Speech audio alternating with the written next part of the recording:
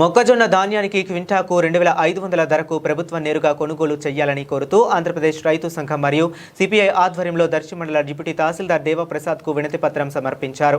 ఈ సందర్భంగా ఏపీ రైతు సంఘం నాయకులు జూపల్లి కోటేశ్వరరావు మాట్లాడుతూ మొక్కజొన్న రైతులకు న్యాయం చేయాలంటే ప్రభుత్వం క్వింటాకు 2500 చొప్పున కొనుగోలు చేయాలని డిమాండ్ చేశారు.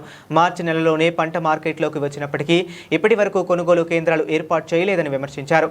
మధ్య దళారులు క్వింటాకు 1700 చొప్పున కొనుగోలు చేయడం వల్ల రైతులు ప్రతి క్వింటాకు సుమారు 800 నష్టపోతున్నారని తెలిపారు.